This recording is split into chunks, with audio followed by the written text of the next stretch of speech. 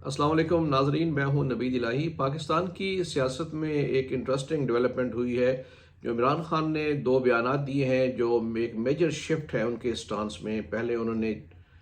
Chief of army staff کو یہ کہا کہ مجھے دشمن سمجھتے ہیں لیکن میں ان سے بات کرنا چاہتا ہوں، وہ نہیں مان رہے۔ اور ساتھ ہی انہوں نے باقی سیاستدانوں کو بھی یہ کہا کہ وہ سمجھوتے کے لیے تیار ہیں، اگرچہ اس میں کئی انہوں نے باتیں سیاسی گفتگو کی کور اپ کرنے کے لیے۔ ایسے ہی ہے جیسے آپ نے دیکھا فلموں میں کئی دفعہ کوئی لڑکا چھت پہ چڑھ گیا اور کودنے کی دھمکی دے رہا ہے کہ میری شادی کرائی جائے ورنہ میں چھلانگ لگا کے خودکشی کر لوں گا، لیکن نیچے جو اس کی ماں آ کے کھڑی ہوئی ہے وہ بھی جانتی ہے کہ بچہ ڈرامہ باز ہے، تو وہ کہتی ہے اچھا تم چھلانگ لگا لو، کوئی بات نہیں۔ تو بچہ پھر یہ سمجھ جاتا ہے کہ یہ ہتھ کنڈا کام نہیں آیا، تو نیچے آ کر گفتگو پہ آمادہ ہو جاتا ہے۔ تو شاید یہ بھی ہوا کہ پلان بی سامنے لانا پڑا کہ ٹھیک ہے میں سمجھوتے کے لیے تیار ہوں، لیکن اس پلان بی سے کو امپلیمنٹ کرنے سے پہلے یا اس پہ آنے سے پہلے جو پلان اے سے جو نقصانات معاشرے کو، ریاست کو اور عوام کو ہو چکے ہیں وہ ناقابل تلافی ہیں۔ خیر یہ اچھی بات ہے کہ اگر آپ آمادگی کا اظہار کریں کہ میں بیٹھ کے بات، ہم تو ہمیشہ کہتے رہے کہ اب سیاست میں بیٹھ کے ہی بات ہوگی۔ ایک حد تک آپ نعرے بازی کر لیں، برا بھلا بھی کہہ لیں، لیکن جب آپ لمٹ کراس کر رہے ہیں جس سے ریاست کو بھی نقصان ہو، جبکہ پاکستان کی معیشت کی حالت یہ ہے، اس وقت بھی آپ اس کو ہدف جو ہے وہ آپ کا صرف حصول اقتدار ہو اس کا بھی خیال نہ کریں، تو خیر وہ تو ہو گیا۔ لیکن اگر واقعی وہ اس میں سنسیریٹی ہے، جو نئی آفر ہے اس میں اگر خلوص ہے اور وہ چاہتے ہیں کہ واقعی میں باقی چیزیں چھوڑوں اور جو لڑائی جھگڑا کر رہا تھا، جو دوسروں سے میں کہہ رہا تھا کہ میں نہ مانوں، اس سے پیچھے ہٹ گئے ہیں، تو یہ اچھی بات ہے۔ کہنے والے یہ بھی کہہ رہے ہیں کہ شاید کچھ شکنجے جو ہیں وہ زیادہ کسے جا رہے ہیں، ان کو نظر آ رہا ہے کہ حالات جو ہیں ان کے اگینسٹ جا رہے ہیں۔ جیسے کچھ باتیں ان کے جو پیٹرن تھے، ایک پیٹرن چیف تھے وہ ریٹائر ہو گئے، دوسرے پیٹرن بھی ریٹائر ہوئے ہیں، لیکن پیٹرن جو ہیں جنرل فیض حمید، ان کے متعلق بھی کافی باتیں آ رہی ہیں کہ ان سے بھی نپٹا جائے گا، اور پھر وہ جو انکشافات کریں گے ان سے مل کے سیاست میں مداخلت کے اور باقی کاموں میں،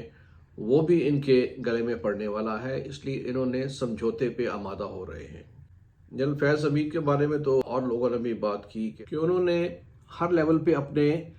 عہدے کا بطور آئی ایس آئی چیف بھی اور بعد میں بھی جب وہ کور کمانڈر پشاور رہے، اپنے عہدے کا بہت ناجائز فائدہ اٹھایا۔ نہ صرف سیاسی کاموں میں مداخلت کی جو عمران خان کے ساتھ مل کے اور ان کے جو مخالفین تھے ان کو دبانے کے لیے، اور بلکہ کچھ مالی معاملات میں بھی بہت سنگین قسم کے آپ سمجھ لیں کہ جرائم کا ارتکاب کیا گیا۔ اور یہاں پہ میں یہ کہنا چاہوں گا کہ وہ کئی دفعہ جب آپ اس طرح کی جگہ پہ ہوتے ہیں جہاں پہ فیض حمید صاحب موجود تھے آئی ایس آئی چیف، تو وہاں پہ انٹیلیجنس ورک کرنا ہوتا ہے، اپنی مسل پاور یوز نہیں کرنی ہوتی، تو وہ انٹیلیجنس ورک سے زیادہ مسل پاور یوز کر رہے تھے۔ حتیٰ کہ وہ مخالفت میں جو عمران خان کے مخالفین تھے سیاسی، ان کی مخالفت میں اتنا آگے چلے گئے تھے اور عمران خان ان کی کہے پہ اس طرح بات مانتے تھے کہ جیسے ان کے علاوہ کوئی اور قانون نہیں ہے، کوئی اور طریقہ کار نہیں ہے۔ ان کے کہنے پر ہی انہوں نے لوگوں کو سرکاری محکموں میں لگایا، ہٹایا، اہم جگہوں پہ ہٹایا، لگایا۔ حتیٰ کہ آپ دیکھیں کہ وہ ایک الیکشن تھا جس میں کلثوم نواز صاحبہ اس وقت گوال منڈی میں الیکشن لڑ رہی تو انہوں نے پوری کوشش کی جنرل فیض حمید نے کہ وہاں پہ انفلوئنس کر کے کسی طرح ان کو شکست دی جائے۔ یہ خود بھی وہاں پہ گئے اس حلقے میں۔ اب یہ کوئی انٹیلیجنس ورک نہیں ہے، اول تو آپ کو اس میں انڈلج نہیں ہونا چاہیے۔ تو بہرحال یہ چیزیں سامنے آنا شروع ہو گئی ہیں، اور یہ جب سامنے آئیں گی تو ظاہر ہے اس کا جتنا نقصان جنرل فیض حمید کو ہوگا اس سے زیادہ عمران خان کو ہوگا،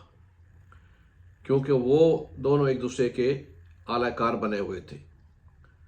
تو ظاہر ہے کہ یہ جو ابھی پلان بی انویل کیا ہے آمادگی صلح صفائی پہ، اس میں یہ بھی ایک محرک ہو سکتا ہے۔ لیکن دیکھنے کی بات ہے کہ کیا جو لوگ حکومت میں ہیں، جو مخالف پارٹیز ہیں جو حکومت میں ہیں، کیا وہ اس آمادگی کو ماننے پہ تیار ہو جائیں گے؟ کیونکہ اگر ان کو اب اپر ہینڈ مل رہا ہے اور ان کو ان کی کمزوری مل گئی ہے، اس کا سرا ہاتھ میں آ گیا ہے، تو وہ کیوں اس کو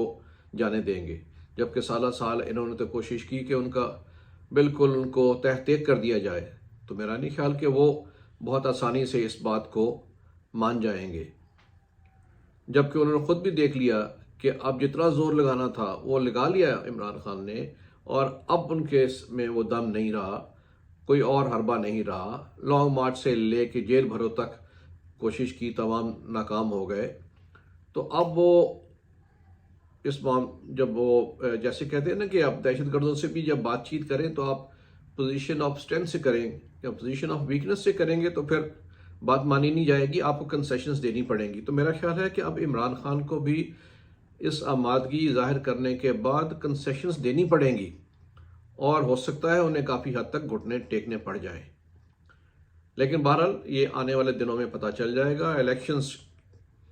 کی ابھی جو پروونشل الیکشنز کا اناؤنس کیا گیا ہے کہ وہ اگلے ماہ کے آخر میں ہوں، اگرچہ اس کا کوئی جواز نہیں بنتا، تو اس سے پہلے یہ تمام چیزیں سامنے آنا شروع ہو جائیں گی کہ کہاں پہ کون کس کو کتنے کنسیشن دے گا۔ شکریہ۔